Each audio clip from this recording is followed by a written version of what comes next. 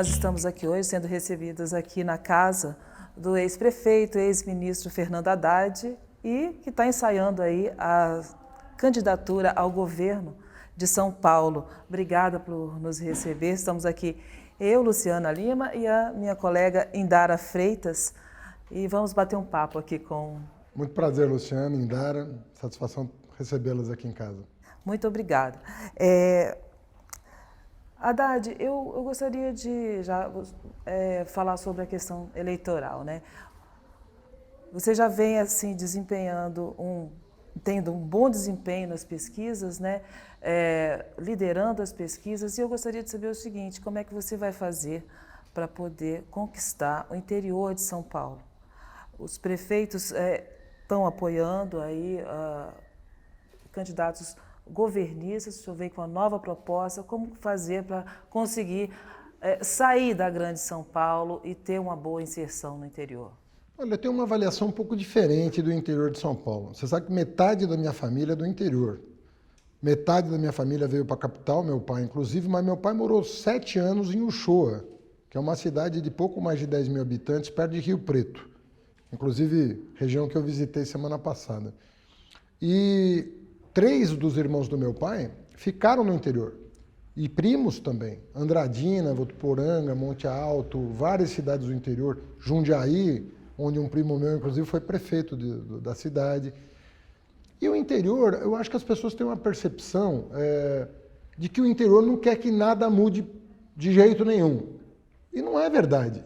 O interior quer a segurança de que as coisas vão mudar para melhor. É isso que o povo do interior quer.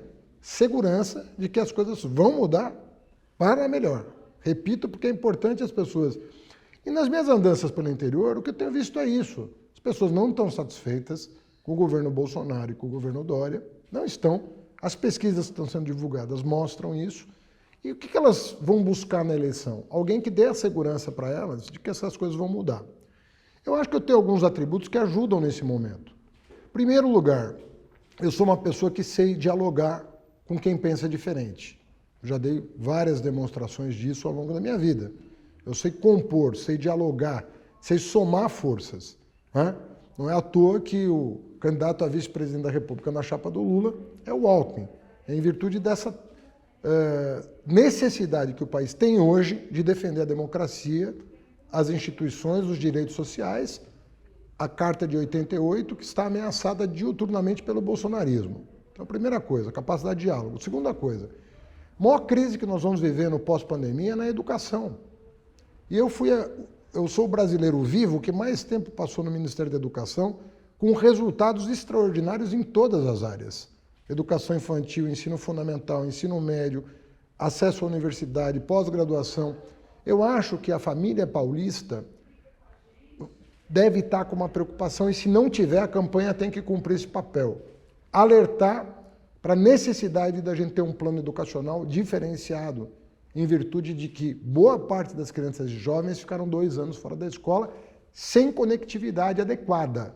Você podia até ter alguma conectividade, mas raramente adequada para as necessidades da educação à distância. Sobre o que nós não tínhamos grande conhecimento. Então, veja só, eu venho com a experiência de 7 anos de ministro da Educação para ajudar o Estado de São Paulo no seu maior desafio pós-Covid. Segundo lugar, na área da saúde, vamos ter um outro tipo de problema, represamento dos procedimentos, sobretudo consulta de especialidade, exame de imagem, cirurgia eletiva. Você tem problemas, por exemplo, como o câncer, que não tiveram acompanhamento, as pessoas deixaram de acompanhar por uma série de razões, não queriam ir para o hospital, não queriam ir para um laboratório, com medo da Covid. Muita gente ficou com câncer nesse período. A minha mãe ficou. Eu estou dizendo de um drama familiar. Eu sei o que aconteceu com muita gente que na Covid não conseguiu aquele acompanhamento precoce, aquela prevenção necessária para enfrentar o problema de saúde. O SUS demonstrou ser uma coisa engenhosa. Isso em grande parte, o SUS existe por causa das forças progressistas, não por causa das forças conservadoras. Se fosse pelos conservadores, ninguém tinha SUS. A pandemia veio colocar o SUS como o SUS aconteceu depois do regime militar, por quê? Por que os militares eram contra o SUS? E vieram as forças progressistas democráticas e fizeram o SUS? Porque é uma tendência moderna do mundo, você garantir a saúde universal. E isso a direita não tem essa concepção. Terceiro ponto, geração de emprego e renda. O Dória aumentou impostos durante a pandemia. É uma coisa que não se faz. Porque durante a pandemia, primeiro, a economia é deprimida. Segundo, ele aumentou o imposto de gêneros de primeira necessidade. Ele aumentou o imposto do leite. Então, como é que hoje São Paulo está perdendo indústrias para os vizinhos? Mato Grosso do Sul, Paraná, Minas Gerais. Até para Goiás tem indústria paulista mudando em busca de um ambiente de negócios melhor do que em São Paulo. Por quê? Porque o Dória agiu na contramão do que recomenda a economia, do que recomenda os economistas. Por quê? Porque acha que sabe tudo, e não é assim. Você tem que dialogar com quem estudou. Não porque quem estudou vem com esse conhecimento do que deu errado. E aumentar imposto durante uma pandemia só pode dar errado, e deu. Então, eu acho que nós temos condições de dialogar com o interior. Nós já governamos quase 200 cidades do estado de São Paulo, com prefeitos e prefeitas extremamente competentes que deixaram marcas importantes por onde passaram. Então, eu não vejo essa dificuldade que as pessoas veem. Eu vejo um desafio. Eu acho que é um desafio encontrar o discurso, encontrar a abordagem correta. Mas a vida é feita disso, né? A política é feita de desafios. Se for fácil, qualquer um faz, né? O senhor tem focado muito suas críticas nas últimas entrevistas que tem dado no João Dória, o que é normal, considerando que foi o governo mais recente. Mas muitas políticas públicas e muitos problemas que São Paulo tem vêm de períodos anteriores, inclusive do período Alckmin, que governou o estado de São Paulo por 4 mandatos. O senhor não acredita que pode haver uma contradição aí, deixar o seu eleitor um pouco confuso, porque o senhor não poderia criticar o Alckmin, porque ele está na chapa com o presidente Lula? Olha, primeira coisa assim, eu nunca fiz críticas pessoais. Pode pegar o meu histórico de 20 anos de vida pública, eu nunca fulanizo o debate, eu sempre discuto ideias. Eu posso criticar uma ideia, falar, está errado essa conduta, está errada essa orientação, né? E vamos mudar. Mas eu nunca me dei mal com o pessoal do PSDB, sempre tive uma atuação respeitosa com o PSDB. Você sabe que o Paulo Renato Souza, que foi ministro, um ministro que me antecedeu por mais tempo, ficou 8 anos na frente do MEC, no governo Fernando Henrique, era uma pessoa que frequentava meu gabinete para conversar sobre políticas públicas. Eu acho que o PSDB, aqui de São Paulo, deveria ter ouvido mais o PT, como eu ouvi o PSDB quando era ministro da Educação. Eu acho. O PSDB deveria ter ouvido mais o PT, porque o PT tem uma outra maneira de abordar.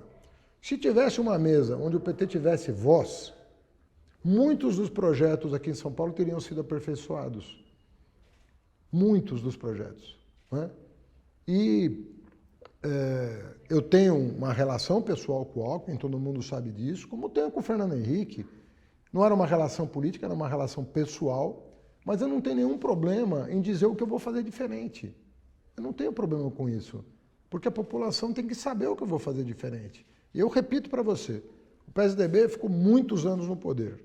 Se o PSDB, ao longo dos seus quase 30 anos de poder, tivesse tido um pouco mais de abertura para negociar com os progressistas, eu acho que a gente teria feito governos melhores. Agora, o que o Dória fez também não tem paralelo, né?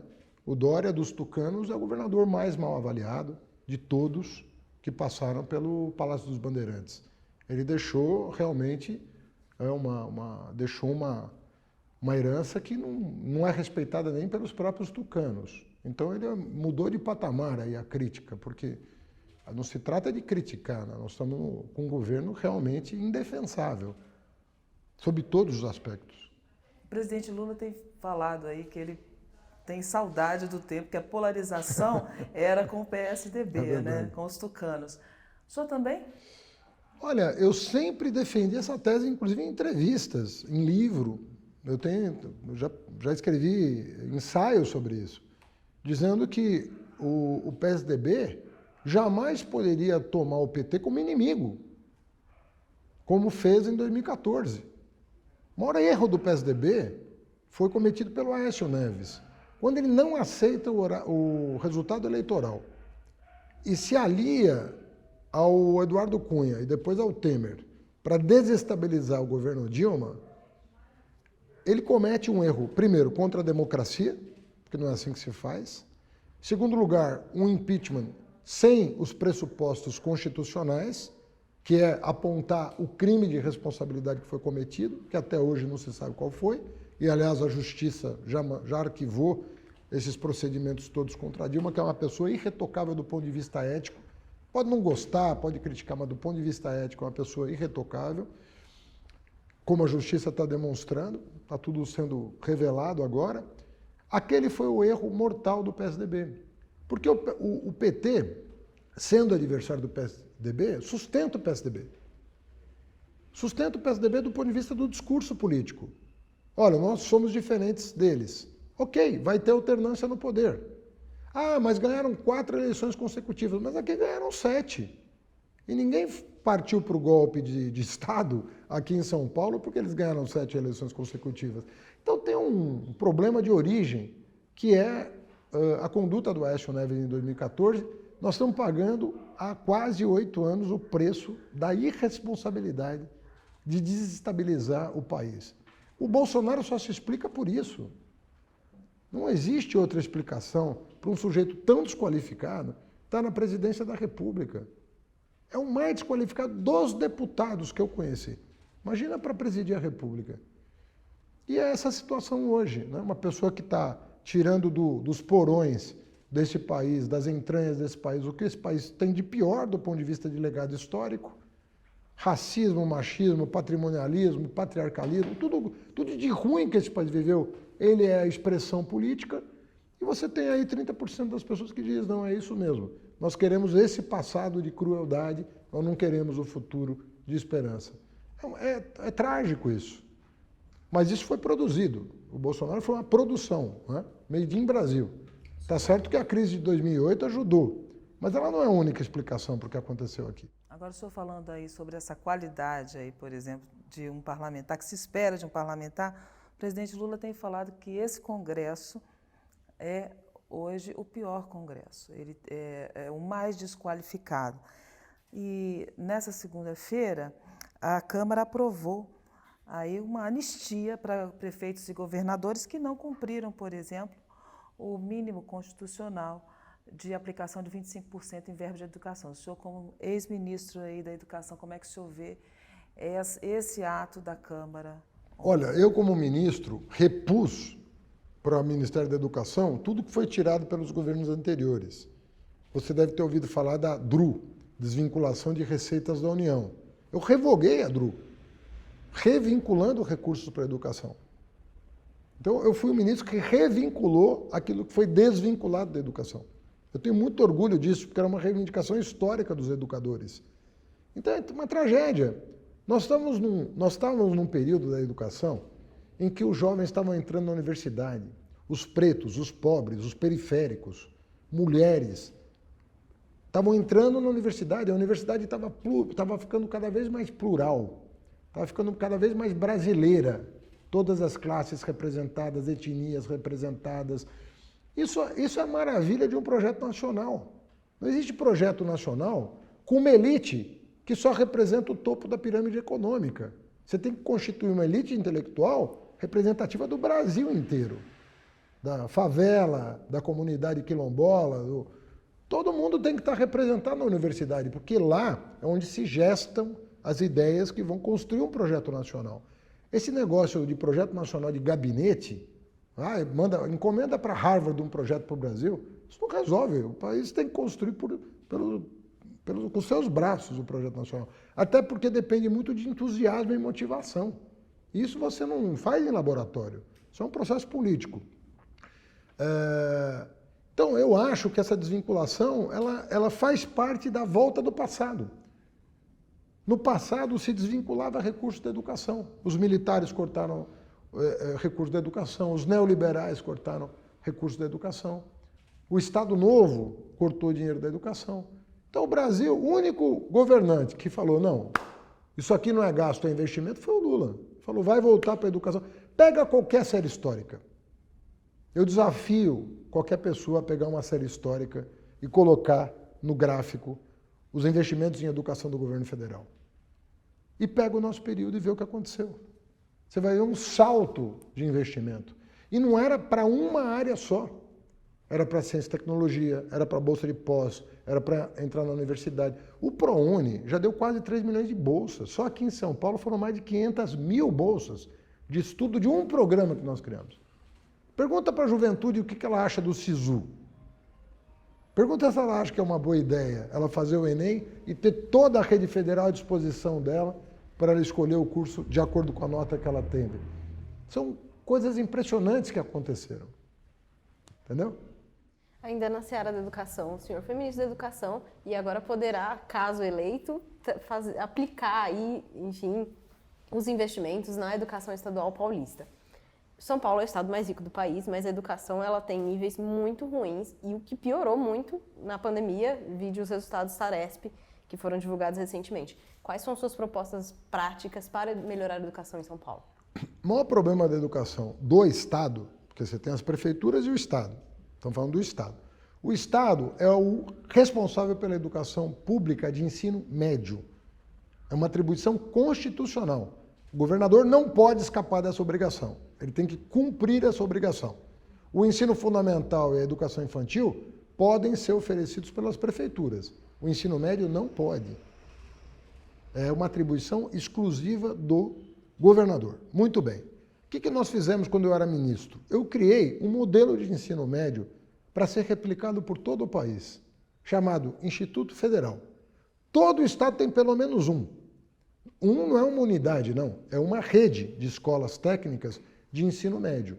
Aqui em São Paulo nós temos o Instituto Federal de São Paulo, que tem 37 unidades, alguma coisa como 50 mil alunos. Pega as notas desses alunos e compara com o aluno da Coreia, compara com o aluno do Japão, compara com o aluno da Finlândia, compara com o aluno da França. Você vai ver que esse aluno do Instituto Federal não deve nada para ninguém. Ele pode atuar em qualquer lugar do mundo que ele está preparado para qualquer emprego, em qualquer empresa, inclusive para fazer a sua própria, se ele assim desejar. Então, nós temos um modelo. O que nós temos... Agora, os governadores, veja só, quanto que o Pernambuco investe no ensino médio per capita? Deve ser metade de São Paulo. Mas os resultados da educação em Pernambuco são superiores. Como é que se explica isso? Não faz sentido. Então está faltando projeto pedagógico. Então tem modelo pedagógico que dá certo. Agora precisa de coragem para implementar. E outra, muito poucos governadores comprometidos com a educação. Você vê governador falando de segurança, governador falando de saúde, mais ou menos, você vê falando de outro investimento em infraestrutura, alguns, mas você pouco vê o governador falar de educação, chamar para si a responsabilidade pela educação. Então isso aí é um outro problema que nós vamos ter que enfrentar. Os governadores que fizeram o trabalho, e eu cito aqui, Piauí fez, Ceará fez, Maranhão em grande parte fez, Pernambuco fez, Goiás fez, Espírito Santo fez, já são 6. Amazonas, de alguma maneira, fez. Você tem aí alguns estados que fizeram um bom trabalho no ensino médio e colheram os frutos desse trabalho. Isso não aconteceu aqui. Então a ideia, só para reforçar, é replicar esse modelo dos institutos federais? Não é uma cópia perfeita, porque você tem que adaptar à realidade local. Mas nós temos um paradigma que deu certo e que pode servir de modelo. O senhor falou na questão da representatividade. Nessa semana, uma foto do PT com o PSB deu a ideia de que uma foto sem negros e uma foto com 2 mulheres, né, em meio a vários homens. O senhor foi um defensor das cotas universitárias, né, para negros, e eu gostaria de saber o seguinte... O ProUni e o SISU, ProUni é de 2004, o SISU é de 2009. As minhas digitais estão ali. Estão ali, nas né? 2 maiores ferramentas de promoção de igualdade racial da história da educação brasileira. Então não Não estamos falando aqui de defensor. Defensor, você pode ser. Eu quero saber quem fez. Né? Quem dialogou com o movimento social, movimento negro, movimento estudantil, e entregou. Porque defender da boca para fora, muita gente defende, mas eu quero ver ir para o campo de batalha, enfrentar a imprensa, enfrentar os racistas brasileiros, enfrentar essa gente toda e dizer, nós vamos ter promoção da igualdade racial. Exatamente. Agora, no campo de batalha agora de um governo, de um eventual governo de São Paulo, o senhor teria, o senhor implantaria, por exemplo, um governo com paridade de gênero, metade secretário homem, metade secretário de mulher? Vou continuar fazendo o que eu fiz. Quer ver? No MEC, falei das duas principais ferramentas de promoção da igualdade racial no país. Aliás, racial e social. Porque você tem cota para branco também pobre. O ProUni dá bolsa para branco pobre, o SISU dá vaga na universidade pública para branco pobre. Então, não é branco contra negro. É brancos e negros pobres com direitos. Essa é a filosofia do MEC. Não é branco pobre contra preto pobre contra... Não! Nós pegamos o recorte social e falamos, meninos da escola pública, brancos e negros, vocês vão ter o seu lugar ao sol, porque se tiver nota no Enem, se esforcem para fazer a prova. Vocês vão ter o seu lugar ao sol, porque o Estado vai garantir. É um direito constitucional. Aqui em São Paulo, eu fiz cota para o serviço público. Nós não tínhamos negros na Procuradoria-Geral do município, por exemplo. Não havia negros, procuradores negros. São salários altos, como você sabe. São os maiores salários do serviço público, são na área jurídica. Não tinha negro. Agora você vai lá ver. Você tem os negros representados. Eu tinha várias subprefeitas de São Paulo, nós temos aí 33 subprefeituras, que eram mulheres. Minha vice era mulher, eu tinha secretárias mulheres, Mariane Pinotti, Luciana Temer, Nádia Campião, várias mulheres ocupando secretaria, e nós temos que ter meta de representatividade. Porque a mulher está muito subrepresentada no Brasil, no parlamento, nos cargos de comando, tanto das empresas quanto do Estado.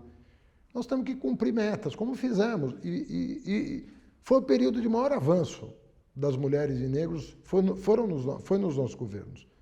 Agora nós estamos preparados para uma nova rodada, para um salto de qualidade. E eu acho que essa agenda veio para ficar, aliás, no mundo todo. Não é uma questão...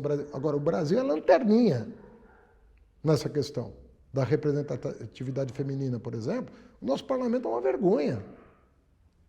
É uma vergonha na comparação com os latino-americanos, não precisa nem ir para a Europa, não. Com os parlamentos latino-americanos, é uma vergonha. Eu acho que a Justiça Eleitoral está fazendo o seu trabalho, sabe? A chapa tem que ter X% de mulheres, o dinheiro do fundo eleitoral tem que ir X% para mulheres. Eu acho que isso vai melhorar, mas não vai resolver. O que vai resolver é a decisão política do chefe do executivo. De colocar 50% mulheres e 50% homens. O senhor se comprometeria, por exemplo, com eu me comprometo em fixar uma meta, junto com as mulheres, em a gente ter uma meta para ser atingida. Fazer direito. Fixar uma meta, fixar um prazo, e aí sim trabalhar para atingir. Não precisa ser prazo longo, nem precisa ser uma meta baixa. Pode ser uma meta alta e um prazo curto. Mas nós temos que trabalhar, porque os partidos têm que apresentar seus quadros. Eu vou ter um governo de coalizão. Tenho 5 partidos. Eu tenho PT, PCdoB, PSOL, Rede e PV. Se a aliança com o PSOL e com a Rede sair, nós teremos 5 partidos na nossa coalizão. Eu vou ter que pedir para esses partidos também um apoio para cumprir essa meta. Vou pedir para o PV, olha, vou pedir para a Rede, me tragam nomes de vocês querem compor o governo? Me apresentem mulheres. Porque se eu apresentar homem, como é que eu vou cumprir a meta do governo se você... Então nós temos que fazer uma pactuação, inclusive, na coalizão. A partir da manhã, nós vamos discutir plano de governo com os documentos que foram produzidos ao longo do ano passado. Então amanhã eu instalo a comissão e começo a convidar os membros desses partidos para participar da elaboração. Nós temos que ter o compromisso. Vamos fixar uma meta, um prazo? Vocês se comprometem ajudando no governo a cumprir essa mesma meta? Vamos topar isso aqui? Vamos. Então, todo mundo vai ficar feliz. Está vindo uma vice-mulher por aí? Olha, de novo, vai depender do fechamento da coalizão. Eu tive vice-mulher 2 vezes. A Nádia foi minha vice na prefeitura e a Manuela foi minha vice na presidência da República. Então, não é que é zero problema. Felizmente, né, os partidos apresentaram 2 pessoas extraordinárias, né, para estar comigo. Então, para mim, Eu trabalhei com a Marta, trabalhei com a Dilma, trabalho com a Gleisi. Tenho muita alegria em ver um ambiente diverso. O mal-estar é quando você entra num lugar e não encontra o país. Quando você entra numa sala de aula e não vê o Brasil ali, aí é que deveria constranger. Isso é constrangedor. E a foto que você se referiu não é uma foto do PT e do PSB. É uma reunião do PSB para a qual o PT foi convidado. E poucas pessoas do PT foram convidadas.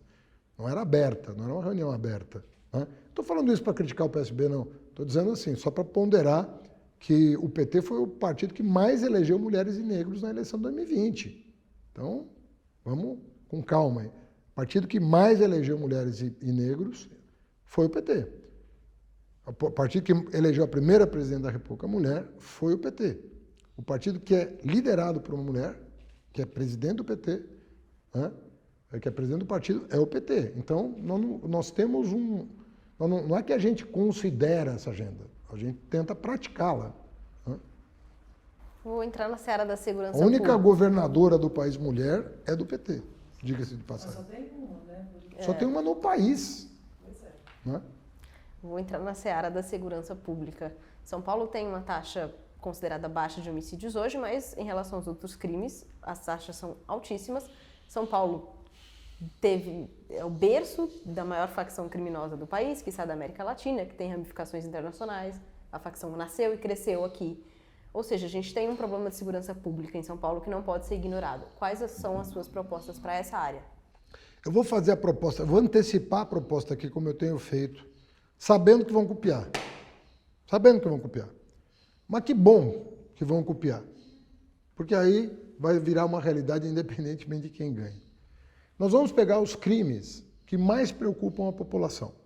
Vamos fazer uma consulta e é mais ou menos óbvio que homicídio, estupro, latrocínio, roubo, furto devem ser os crimes que mais acomodam. Talvez um ou outro a mais, mas os crimes que mais angustiam a família paulista. Nós vamos fazer isso. Aí nós vamos ver quantos crimes desses são cometidos por ano e vamos colocar na lista. Quantos são solucionados? Muito baixa a solução dos crimes em São Paulo. Homicídio parece que é 50%, e aí vai caindo, chega o absurdo de 10% dos furtos, 20% dos roubos. É muito pouco crime solucionado em São Paulo. E o mais engraçado é que as cadeias estão cheias. Então tem alguma coisa errada. Nós estamos combatendo os crimes sem hierarquizar o problema. O que eu quero fazer?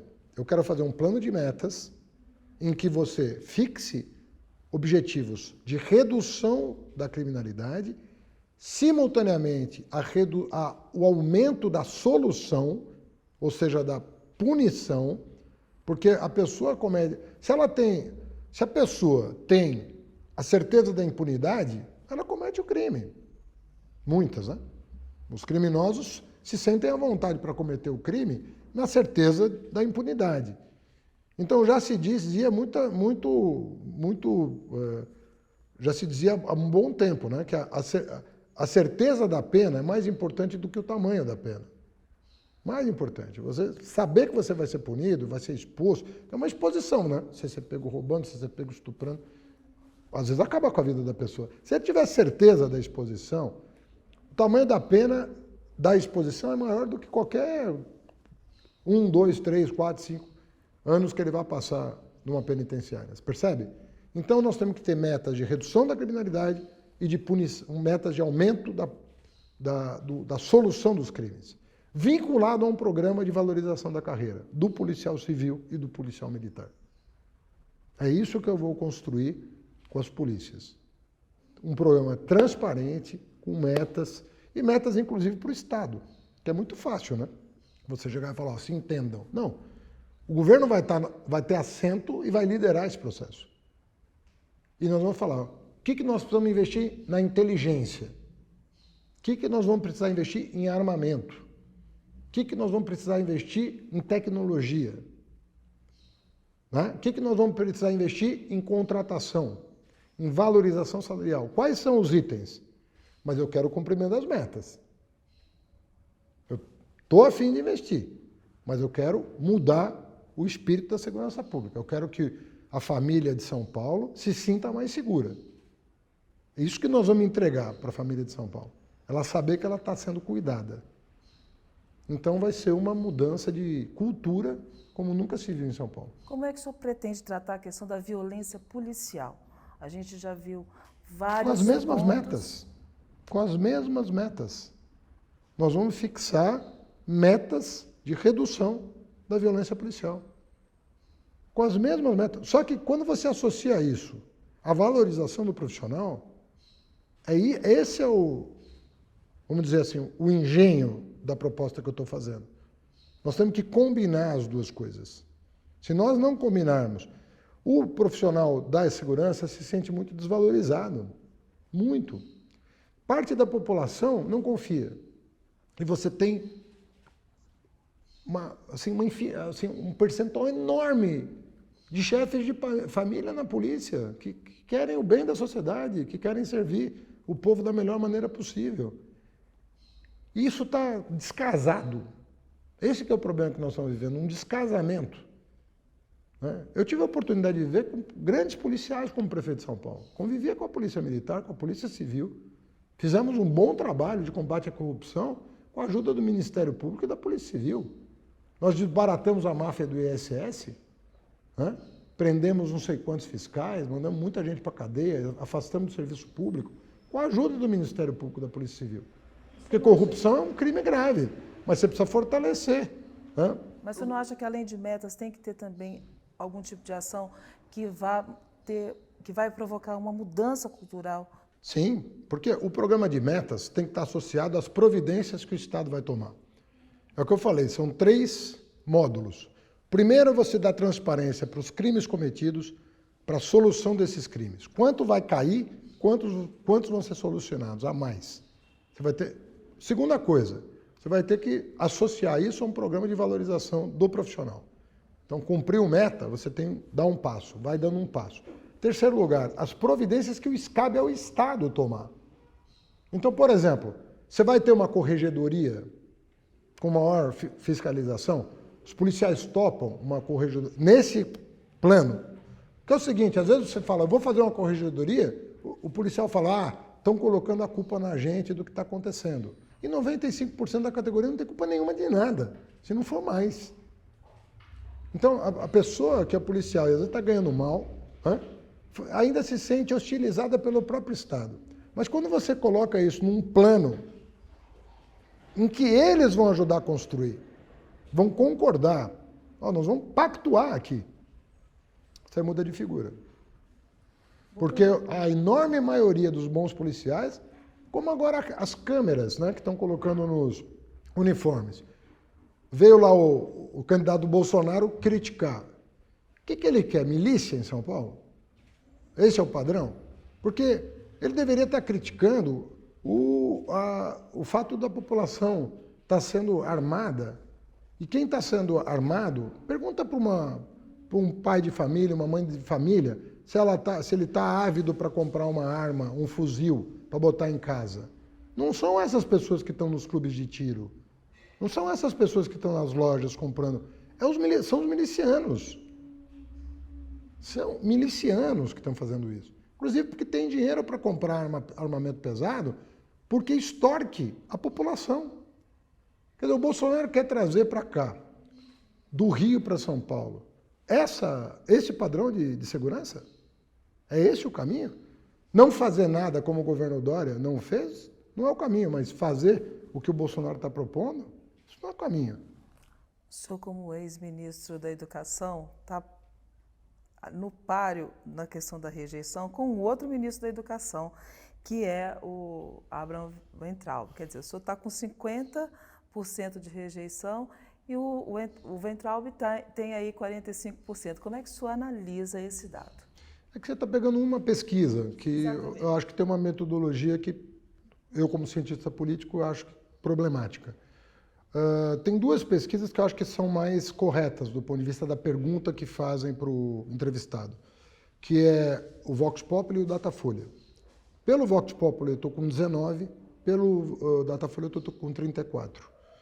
Então, eu acho que isso é coerente com a história do PT, com o fato de eu não ter deixado o partido no pior momento da vida partidária, de eu ter tomado a decisão de defender o Lula, de eu ter concorrido nas duas piores campanhas que nós tivemos no Brasil, que foi 2016 e 2018, defendendo a justiça, ou seja, não procurando o lado fácil, porque era a coisa mais fácil do mundo, né? Eu, professor universitário, branco, sai do PT, diz que não tem nada a ver com isso, tanta gente fez isso, eu não tomei essa decisão fácil, eu tomei a decisão mais difícil, que foi ficar no pior momento. E não me arrependo disso, sabe por quê? Porque a verdade veio à tona. Hoje quem está desmoralizado é o Moro, hoje quem está desmoralizado é o Dória, hoje quem está desmoralizado é o Bolsonaro. Eles é que estão desmoralizados. As taxas de rejeição a que você fez referência, os três campeões de rejeição no Brasil é Dória, Bolsonaro e Moro. As três pessoas que nos trataram como inimigos a serem destruídos. São as três que ostentam as maiores taxas de rejeição. Estamos falando em rejeição, eu estou bastante tranquilo, porque primeiro, a minha é baixa. E segundo, dos que me venceram com mentiras e fake news, é que é alta. Agora, o senhor já conta aí, por exemplo, com a manutenção da candidatura do Márcio França, do PSB. Sim. E já existe um acordo aí de um pacto de não agressão mútua? Como é que está isso? Nós somos pessoas civilizadas. Eu não preciso fazer pacto de não agressão com ninguém. Eu tenho meu estilo de fazer política e já passei por 3 eleições e nunca tive nenhum problema, né? Obviamente que quando eu debato com miliciano, eu tenho outro comportamento, né? Não vou tratar o Bolsonaro, que me desrespeitou a vida toda, com o respeito que ele não merece. Mas eu nunca tive problema em disputar a eleição. Disputei 3 eleições duríssimas, duríssimas. E, na minha opinião, sempre mantive a linha. Então o Márcio não precisa se preocupar comigo, porque eu sou uma pessoa que não precisa de pacto nenhum de não agressão. Eu gosto de discutir ideias, gosto de discutir programa de governo, gosto de convencer as pessoas de que é possível mudar para melhor e que é fácil mudar para melhor. Não é tão difícil assim mudar para melhor. Eu já provei isso no MEC, já provei isso na prefeitura, que é possível mudar para melhor, sem grandes, sabe, com cuidado, com jeito, com experiência, né? E você veja, eu tenho uma trajetória irretocável na política, né? Tentaram aí, né, fazer política até com o meu nome, fracassaram de uma maneira flagrosa nessa tentativa, né? Todo mundo levou a pior comigo que tentou me envolver. Todo mundo levou a pior. Promotor, bispo, todo mundo que tentou me envolver com coisa, levou a pior. Foi condenado a me pagar a indenização, inclusive, né? Então, tá tudo bem, o jogo está jogado e nós vamos fazer uma campanha de altíssimo nível, discutindo proposta, não precisa de pacto nenhum. Agora o senhor acha que... Comigo, eu não preciso meu compromisso é de vida com isso. O senhor não teme, por exemplo, uma divisão desse campo progressista que pode beneficiar um candidato da direita? Eu acho que não, porque o Márcio corre mais na faixa do Rodrigo, propriamente dito, né? Assim, historicamente, né? Ele está mais associado a esse campo, vamos dizer assim, historicamente, né? Eu acho muito bom que o PSB esteja conosco no plano nacional, porque faz muito tempo que não está. Eu nem me lembro da última vez que o PSB apoiou. Acho que o PSB nacional apoiou em 2010 a eleição da Dilma e depois não mais. 14 não tivemos juntos, 18 não tivemos juntos. Em 16 o Márcio apoiou o Dória para prefeito de São Paulo. O fato da gente estar junto hoje no plano nacional sinaliza bons ventos, que está havendo um entendimento hoje de que tem coisa mais importante, né, do que a disputa. E essa chapa é uma chapa da Nova República. contra os porões da ditadura. Não é nem contra a ditadura, é contra o porão da ditadura. Porque o Bolsonaro nunca foi da ditadura, ele foi do porão da ditadura. Era o cara que defendia a tortura, era o cara que defendia a manutenção do regime militar no país, era o cara que defendia a prisão ilegal, a extinção de partidos, o fechamento do Congresso, do Supremo. Ele veio dos porões da ditadura. Então você tem duas pessoas que assinaram a Constituição de 88 como constituintes, e você tem do outro lado um cara que veio do porão de tortura da ditadura. É isso que está em jogo hoje no Brasil. Agora, tem gente que não quer enxergar, tem parte da imprensa que não quer enxergar, tem parte do mercado financeiro que não quer enxergar. São cegos. Cegos. Não estão enxergando o risco que o Brasil está correndo. E o Bolsonaro alerta toda semana, essa semana.